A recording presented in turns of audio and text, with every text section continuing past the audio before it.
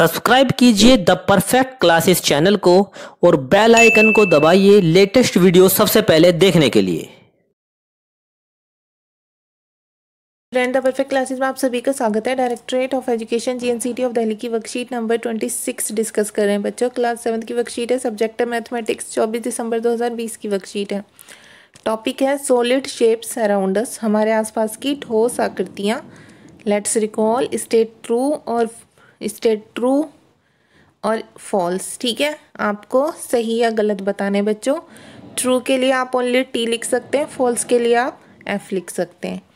तो स्टार्ट करते हैं। फर्स्ट देखते हैं, the circle, square, triangle and rectangle are example of plane figures. एक वृत्त, त्रिभुज, वृत्त तथा आयत समतल आकृति के उदाहरण हैं। तो इसके आगे आप लिखेंगे ट्रू। ओके, सेकंड है cylinder is a 2D figure and triangle is a 3D figure.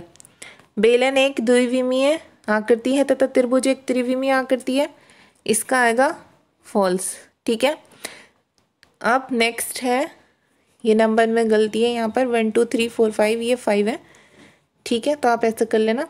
अब नेक्स्ट है बच्चों, in oblique sketch of solid the measurements are kept proportional. किसी ठोस के तिर्यक चित्र के माप समानुपात में रखे जाते हैं। तो इसका होगा फॉल्स। ठीक है, नेक्स्ट है a solid shape with no vertex is sphere. Oblique sketch वाला इसकी हिंदी बता देती हूँ मैं आपको। In oblique sketch of solid the measurement are kept proportional. इसकी हिंदी है किसी ठोस के तिर्यक चित्र के माप समानुपात में रखे जाते हैं। तो ये फॉल्स है। ठीक है, इसलिए a solid shape with no vertex is sphere, एक ठोस आकृति जिसका कोई चीज़ नहीं है, गोला होती है, या फिर जिसका कोई वर्टेक्स नहीं होता, वो क्या होती है, गोला होती है, स्पेयर होती है। तो ये भी फॉल्स है। अब देखिए यहाँ पर नेक्स्ट है, the common portion of two adjacent faces of a cube is called edge. एक घन के दो सटे हुए फलकों के बीच का उभयनिष्ठ भाग किनारा कहलाता है। तो देखिए बच्चों, ये क्या है, ये ट्रू है। अब नेक्स्ट देखते हैं, let's make a birthday cap using cardboard for your brother sister और हिज और हर बर्थडे। गत्ते के किसी टुकड़े द्वारा अपने भाई या बहन के लिए उसके जन्मदिन पर टोपी बनाइए।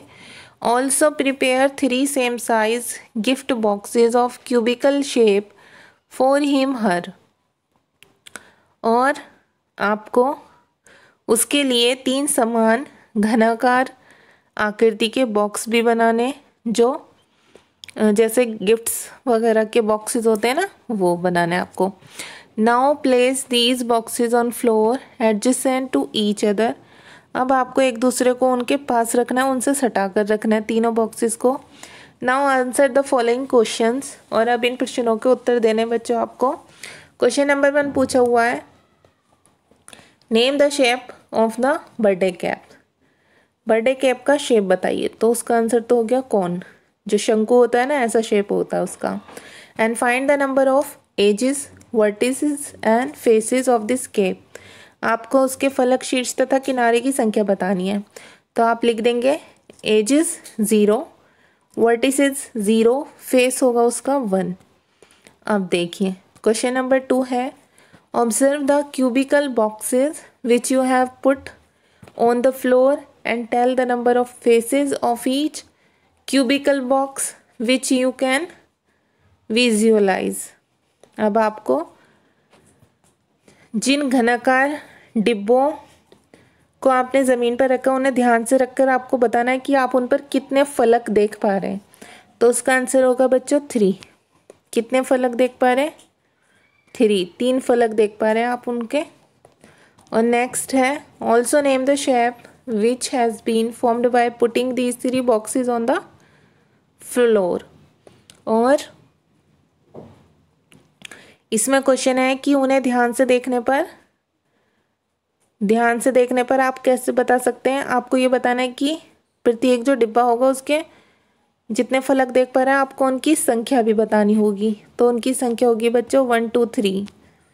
ठीक है, जो फलक आप देख पा रहे हैं। अब नेक्स्ट है, a bulb is kept burning just right above your book.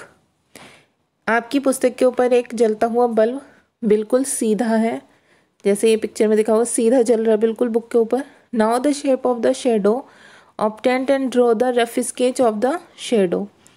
तो अब आपको बताना है कि इस प्रकार जब बल्ब जलता हुआ हो, इस प्रकार प्राप्त होने वाली छाया की आकृति का नाम बताना है आपको, और उस आकृति का रफ चित्र भी बनाना है।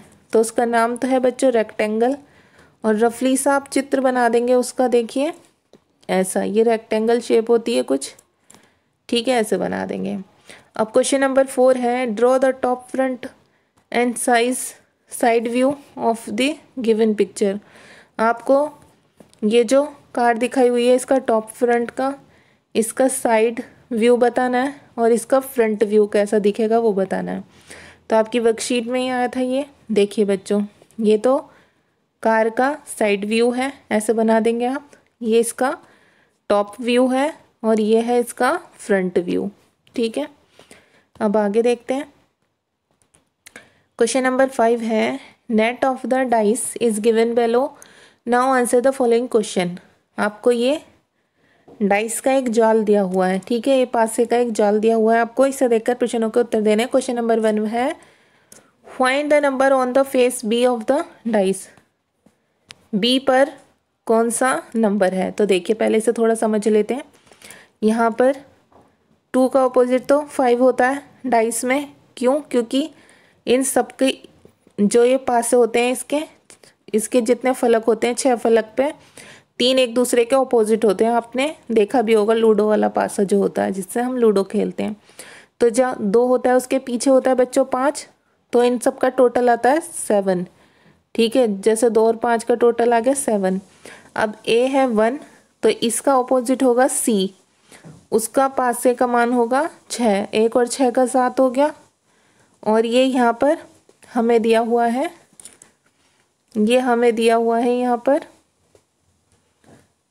ये बी, ठीक है, बी का हो गया 4, और यहाँ पर हमें 3 दिया हुआ है, 3 और 4 ये भी हो गए 7। तो ये टोटल 7, ये 6 फलक हो गए और इनका 2 का टोटल आता है 7। तो हम बी का बता देंगे, बी का कितना होगा 4 होगा। ये रहा बी का, बी किसके अपोजिट है 3 के अपोजिट है, ठीक है, बी तो इसका 7 हो जाएगा। अब इसमें पूछा है find the sum of numbers on the faces A B and C in the figure. A B और सी का बताना है। तो देखिए ई का ये लिखा हुआ है 1, बी का लिखा हुआ है 4 और सी का लिखा हुआ है 6। जब आप 1, 6, 4 को ऐड करेंगे तो ये कितना आ जाएगा 11, ठीक है। अब यहाँ देखिए what is the sum of numbers और on opposite faces of die. पासे के विपरीत फलकों पर आने वाले अंकों का योग। तो देखिए अभी हमने निकाला था ना, विपरीत फलक पर जो अंकों का योग आता है वो कितना आता है 7 आता है, तो 7 हो गया। आपकी वर्कशीट सॉल्व हो गई। अगर आपको मेरी वीडियो पसंद आई है तो प्लीज़ मेरी वीडियो को लाइक कीजिए, शेयर कीजिए, हमारे चैनल को सब्सक्राइब कीजिए। Thanks for watching.